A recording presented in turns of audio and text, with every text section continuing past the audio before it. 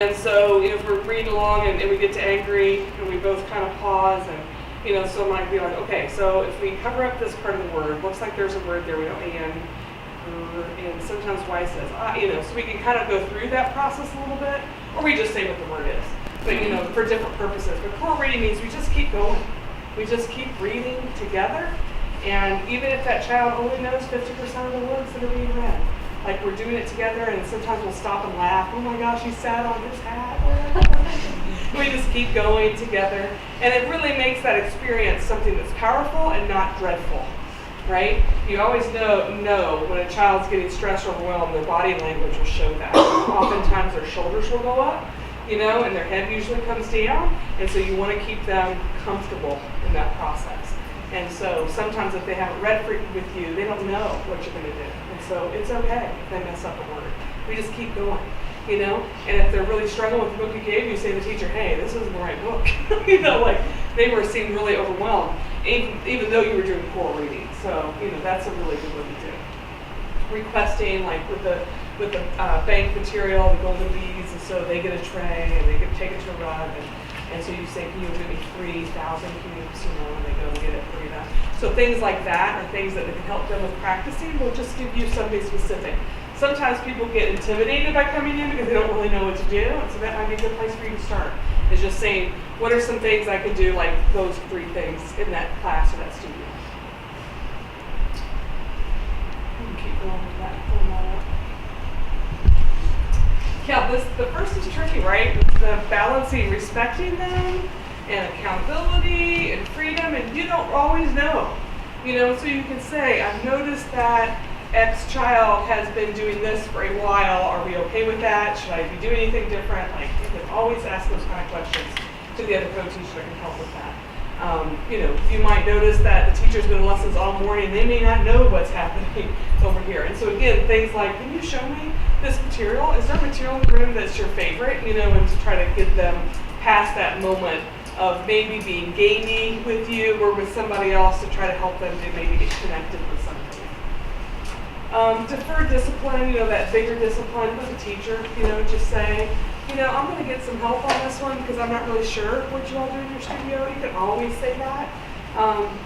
So can you just come with me and then we can get some help and we'll figure it out? And not like, that is not okay. Let's go get the teacher. Or I'm going to call Glenn. We don't do that. We don't have a principal on purpose. Most kids think Glenn's the principal. Isn't that horrible? Even in today's day and age, right? And we still think the man is the one, right? Not always, but sometimes that process. And we want them to know, like, you're not in trouble. We don't have in trouble here. It's okay. Sometimes we fall short. We make a mistake. And so you don't need to be nervous. It's okay, but I do need to have a conversation. You can walk in here, I could just go get her and we could talk together, And so we stay calm, we stay collected, and the chances of them not getting more upset or agitated or improved because of that. That mostly collaborating instead of correcting, And sometimes you'll have children that are in that mode and they're saying, is this right? Is this right? You're a new person in the room. Their personality type wants to be right, maybe, or that's the environmental thing for them. And say, well, what do you think? Or how can you figure that out? Or, it looks like you're doing more writing than spelling. Maybe you're not working on spelling words. You're just writing what you hear, So you learning those words that you can say by asking the adults in the room are really effective. Direct versus indirect support is kind of what we've talked about before, is coming around the person instead of going directly over to them. Or if they're saying they need help, they don't know how to do this job, you say, which part do you know? How do you get started? What's the first thing you do? And so that's more indirect support to help them, give them some quick questions that hopefully start that process.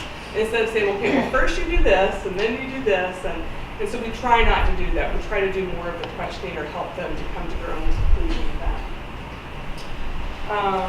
So we talked about both of those, provide consistency, which is important. And you won't know it all, so just ask questions. It is absolutely okay with that. And then you have a lot of fun. Look how much fun that was. All right, your turn. Ready for your tough questions. Everyone's eye contact was waiting. I am a very facially expressive person. How do you come to terms to have that more, I don't want to say passive, but less expressive when dealing, like I have 5-year-olds, and he is also very facially expressive because, you know, that's how he was raised. How do you try to overcome that when if you're interacting with children? How do you not just be like, Yeah. Because that's what I do. How do you? You know, my undergraduate degree was in secondary education, and I was the sage on the stage. You know, and so when I went and got my Montessori degree, I had to readjust. It wasn't that I was forced to; it's that I started reading philosophy that helped me to recognize the development of the children I was working with. And so that might be a way to help, is to read some of, if you've ever read the Absorbent Mind by Marie Montessori. It's a pretty thick read, but it really helps you to get grounded. The Secret of Childhood is the same way. So those kind of things I think help us to get grounded in what it is that our goal is, instead of, you know, like Dr. Sabari was saying, you know, like we have these ways of being that are probably less conscious. Yeah. And so it might help you to feel more conscious in that way. Her book, The Conscious Parent's really good too. So that's what I would probably recommend.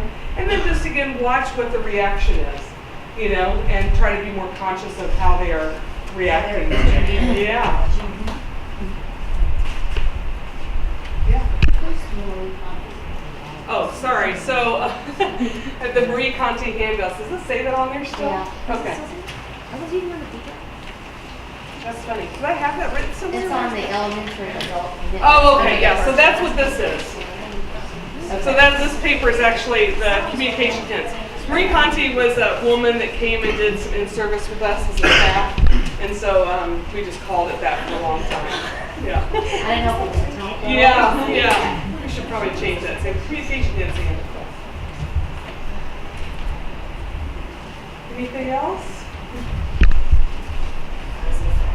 Are you wanting to answer the questions now? Is that what you're wanting? Okay. It's like no one's leaving, so there must be something else. I'm just kidding. So what do you have for number 1? Volunteers should have approved plans for teachers prior to volunteering. Yeah, that's a good plan. And some studios really, they really need to have that, especially if it's a very young studio. Again, true. The first one. Okay. Studio assistants subs should arrive 20 minutes early and leave 20 minutes after pickup to support preparation of the environment. In unison? True.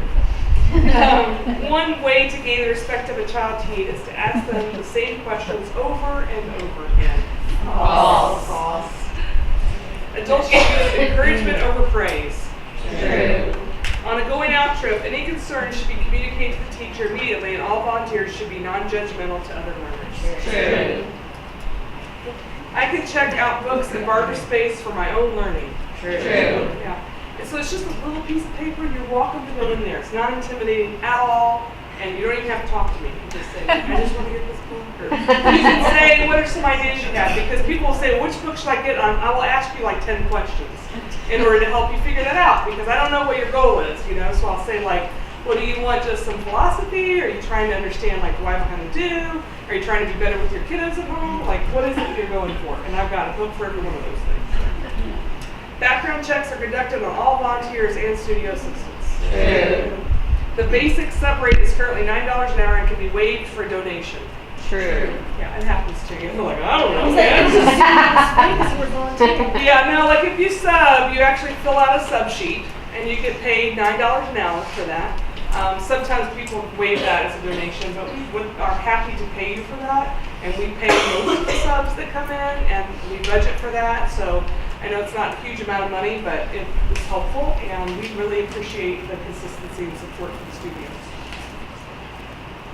Okay, so it's no big deal. If you didn't get one of them right, just mark it. It's all good. But please make sure you turn those in. If you just want to put them on the stool before you leave. And thank you so much for coming tonight. Thank you. Have a great night.